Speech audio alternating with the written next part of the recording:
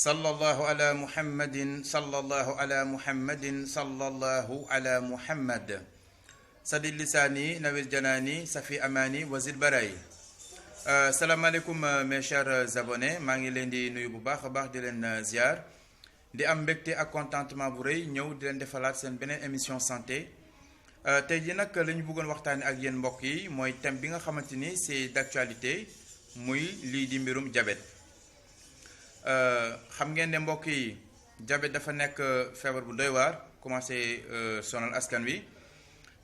donc moo taxoon nag tey ñu bëgg a taxaw rek def benn jàngat alors ngir mën a partager suñu mbokk yi c'est vrai que bi ñu tabaskee ba ci ëllëg sa amoon na fii benn chaîne de télévision bu fi ñëwoon ñu doon waxtaan ci mbirum diabète donc ku dugg sama chaîne YouTube dina gis ne am na benn extrait bu ndaw buñ ci def mais comme dafa may question yu bëri yu ñu jot interpellé ma ne woon nag xaar ñu def ci benn développement comme ça mën a tontuwaale ci yeneen questions yi mbokk yi diabète dafa nekk lu doy waar loo xamante ni nit ñu bëri soo leen laajee sax duñ naan la ah man de damay amee suukar lan mooy diabète mbokk yi diabète du leen lu dul le taux de glycémie bi nga xamante ni dafa ëpp ci yaramu nit ki wala bu yées ci yaramu nit ki loolu kese la alors li ma fa bëgg wax rek mooy que ne yaramu nit ki dafa soxla suukar wante it suukar bi dafa am fu mu war a toll en réalité taux de glycémie normal c'est entre 0,6 à 1,1 war ko ëpp war ko yées su ko ëppee baaxul moom mooy hyperglycémie su ko yéesee baaxul mooy hypoglycémie léegi nag mbokk yi li nga xamante ni moom mooy diabète ñu bëri di ngeen dégg ñu ne mënuñu ko faj lu ñu lay accompagner rek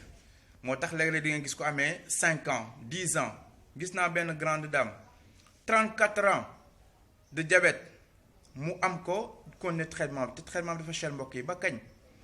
looloo waral nag ñu ñëw tey pour dimbali suñu mbokk yi pour xamal leen ne diabète man mii di wax ak yéen yàlla dogal na mën nañ ko faj ci 3 mois donc fu leer laa ko teg te loolu laa bëgg a leeral parce que xam ngeen ne en fait diabète dafa am li nga xamante ni moom moo koy indi li koy indi tant que traité wuñ ko tant que jubluwuñ ci garantie nit kooku mënut a wér lan mooy indi diabète mbokk yi en réalité li nga xamante ni moom mooy pancréas dafa nekk benn organe bu nekk ci nit ki pancréas boobu à l'état naturel dafa war a defar benn liquide moom moo war a sécréter benn liquide bu ñu tuddee insuline alors insuline boobu rôle la mooy lan mooy dafay génne suukar bi nga xamante ni bokkul ci yaramu nit ki wala bokk suukar bi nga xamante ni en fait yaramu nit ki moom lay soxla itam mu yóbbu ko ba fi nga xamante ni moom lay soxla donc su koy génne moo tax nit ki di tuur ndox wala muy dem sel su dee ni aussi da koy jël di ko yóbbu ci donc yaramu nit ki mooy wane en fait mécanisme normal bi nga xamante ni en fait donc pancréas yi mu ngi koy def par rapport ak liquide boobu di insuline. léegi nag mbokk yi ñu bëgg rek taxaw seetlu ci ñaari fànn bi ci njëkk mooy li nga xamante ni moom mooy mbirum diabète léeg-léeg di ngeen gis ne ku ko am su ko traité wala boog pendant quelque temps dina gis ne dina am beneen feebar bu muy détecté bu muy génne ci moom lan moo waral loolu xam ngeen ne liquide boobu wala boog organe boobu di pancréas cellules yi nga xamante ni ñoo ko war a dimbali ñoo ko war a permettre mu defar liquide boobu di insuline de façon naturelle cellules yooyu mbokk yi tant que renforcé wuñ ko en faisant ce qu'on appelle la régénération cellulaire c'est possible en faisant ce qu'on appelle la réparation cellulaire wala boog li nga xamante ni en fait moom mooy ñu fexe ba dooleel cellules yi li nga xamante ni en fait moom la ñuy soxla su ko defee nit kooku organe boobu dafay daal di normal loolu moo koy mën a permettre mu mën a fonctionner comme il se doit waaw léegi nag mbokk yi cellules yooyu nga xamante ni ñoo nekk ci pancréas suñu demee ba faible wala ñu dem ba dee ñoom du ñoo am fulla moo tax maa ngi ñaan toujours mbokk yi ñuy faral di bàyyi xel di déglu suñu yaram da nga koy déglu parce que damay faral di wax souvent ci samay waxtaan que ne nit comme machine oto du jékki-jékki rek panne soit dina la signaler li mu lay signaler yow yaa ko dul déglu wala yaa ko dul jox li mu soxla te it xam ngeen ne y a ce qu'on appelle les herbivores et les carnivores herbivores mooy mala yi nga xamante ni en fait ñax la ñuy dundee moo xam bëy wala xar wala nag carnivore mooy mala yi nga xamante ni ndawal la ñuy dundee muy xàcc gaynde et cetera bi àdduna sosoo ba tey kenn mësul gis gaynde buy jëfandikoo ñax wala xar buy jëfandikoo ndawal li ma fa bëgg a wax mooy lan mooy que ne ñun nit aussi dafa am lu ñu war a dundee comme ni oto soxlawee li muy soxla oto essence soo defee gasoil du dox oto gasoil aussi soo defee essence même chose donc nit aussi li muy soxla mooy ñu jox ko li nga xamante moom la yaramam soxla li yaram soxla du ceebu jën yi wala yu demee ni ki noonu moo tax après dinaa ñëw ci lan mooy indi diabète mais li yaramu nit ki di soxla mooy en fait cellules yi nga xamante moo gën a ndaw ci nit je rappelle que la cellule c'est la plus petite unité fonctionnelle et structurale d'un organisme vivant maanaam cellule moo gën a ndaw ci nit mais moo ëpp solo ci nit su feebaree nit ki feebar su demee ba dee tamit donc voilà nit ki dafay am ay complications donc cellules yooyu nekk ci pancréas bi su dee ne renforcé wuñ ko joxuñu ko li mu soxla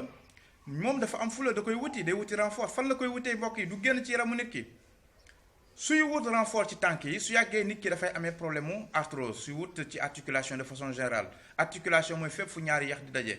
n'est-ce pas su dee ne da koy wut ci au niveau des reins su yàggee nit ki mën na amee insuffisance rénale su koy wut ci wàllu bët yi cellules nekk ci bët yi su yàggee nit ki mën na amee problème cécité problème gis-gis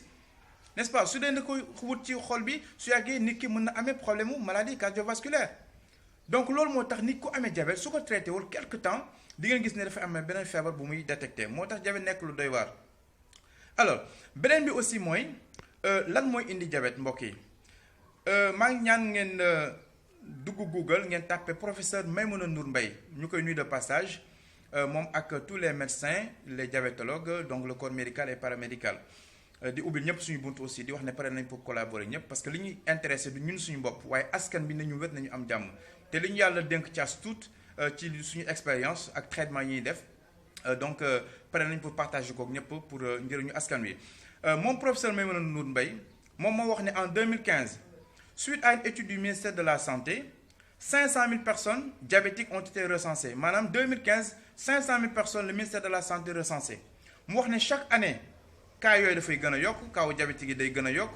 comme nag mënuñu koo faj te dafa nekk faj bi dafa cher kon nañ leen fexe ba li koy joxe ñu éviter ko muy lan muy taux de cholestérol élevé graisse bu bëri mauvaise alimentation lekkit bu baaxul ak li nga xamante ni moom mooy surpoids na ngeen dalal seen xel mbokk yi parce que li tax ma ne damay faj diabète mooy ñetti mbir yooyu professeur bi wax man moom lay traité c'est-à-dire que traitement yi may def yooyu lay njëkk a réglé en même temps aussi ñu renforcer nit ki cellules yi nekk ci pancréas bi su ko defee pancréas bi de façon naturelle dafay mën a defar liquide boobu di insuline su ko defee nit ki mënut a amee jafe-jafe beneen bi aussi mooy di ngeen dégg ñu ne ñaari façon diabète ñoo faral di am mu diabète de type 1 diabète de type 2 en réalité ñaari type de diabète yooyu moo gën a siiw waaye juróomi façon type de diabète moo am yàlla diabète gestationnel mooy nit ki nga xamante ni bi mu ëmbee doomam ci biir ëmb bi ñu détecté que ne xale bi amee na diabète ci biiru yaayam diabète de type néonatal mooy nit ki nga xamante ni 6 mois ba 12 mois ci lañ détecté que ne kii amee na diabète ak diabète de type insulinodépendant ñetti façon diabète yi maanaam yu am la ñaar yi nag c'est très rare muy gestationnel ak néonatal ay cas la yoo xamante ni c'est très rare moo tax yooyu dafay soxla en fait benn surveillance médicale très très sérieux n'est-ce pas parce que xam ngeen ne xale du ñu faral di fragile donc su ko defee man su may faj diabète muy type 1 bi ak type 2 bi ak insulinodépendant ñett yooyu lay faj ñaar yee muy gestationnel ak néonatal de préférence damay bëgg nit ki dem seet si son médecin traitant wala en fait un pédiatre n'est-ce pas donc parce que itam toujours nit ki da ngay fexe ba li nga xamante ni moom nga mën moom nga sa compétence donc yem nga mën faa yem du dëgg donc ñaar yooyu dafa nekk ay cas yu xaw a difficile moo tax souvent damay préférer donc nit ki dem seeti en fait benn pédiatre n'est-ce pas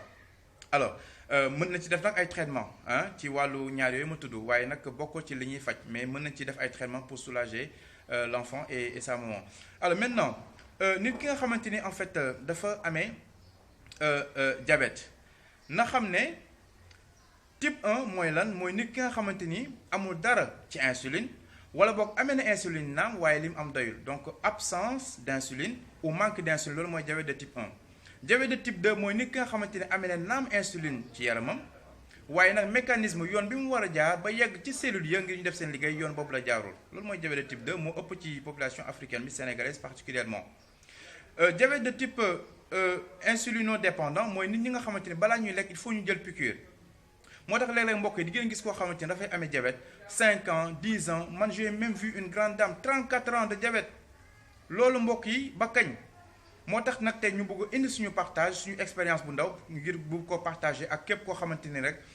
amee na diabète bu ko sonal te bëgg ci am résultat parce que man ci 3 mois laa koy faj mais ci une semaine suñu jëflante su dee ne gisoo ci benn résultat nañu arrêté traitement bi parce que garantie que une semaine di nga am résultat bu musuloo am ci naka damay wax nit ki na dem seeti médecin bi ko doy mu xool ko son taux de glycémie ñu bind la date teg une semaine suñu jëflante dina am résultat bu musuloo am pendant des années. léegi nag ñu ñëw un peu ci symptômes yi bokk na ci suñu diabète nit koo xamante ni dafay faral di tuur ndox lu bëri wala pour bi di faral di wow muy soxla ndox wala bokk muy faral di jeex wala bokk léeg-léeg yaram bi di faral di paal yooyu ku ko am rek mbokk yi na dem gaaw a dem seeti son médecin traitant su ko defee itam donc ñu xam ne yàlla feebar bu mu wàcce rek donc am na lu ko mën a faj yow nag yaa amul chance xëy na tombé ki la mën a faj wala bokk xëy na nit ki aussi mën na bañ a faj feebar bi nga xamante ni en fait moo la dal mais na ngeen dalal seen xel bu baax donc di wax ne ubbil nañ ñëpp suñu buntu képp ku ñu soxla rek incha allah rabbi suñu contacter ñu xool naka lañ koy dimbalee ci fi dooleem toll aussi parce que itam doole yemul te ñëpp am droit à la santé donc population ñëpp lañ fi nekkal lii rek mbokk yi lañ leen indiloon ci wàllu diabète li ma fay daaneel aussi mooy diabète dafa nekk aussi loo xamante ni ku ko am ak lii di tension dafa nekk ñaari mbir yoo xamante ni en fait ñoom ñoo ànd maanaam mën nañoo ànd c'est deux choses compatibles nit ku amee diabète su deful attention mën na amee tension nit ku amee tension itam su deful attention mën na amee diabète parce que c'est deux maladies compatibles diabète aussi nekk na loo xamante ni en fait ça peut être une maladie héréditaire maanaam mën nañ ko donn n'est-ce pas donc tey ji par exemple di nga gis benn famille boo xamante ni ñii duñu amee diabète ñii duñu am diabète wala sax kenn rek am diabète ci famille bi en réalité ñooñu suñu xoolee su dee ne ñaari waajur yi kenn def ci amee diabète kooku mën na am 50% de possibilité pour amee diabète waaye nañu dalal seen xel ndax ubbil na ñëpp suñu buntu te bokk na ci traitement yu ñuy def ñu ngi leen sant baax di leen gërëm merci et à très bientôt incha allah.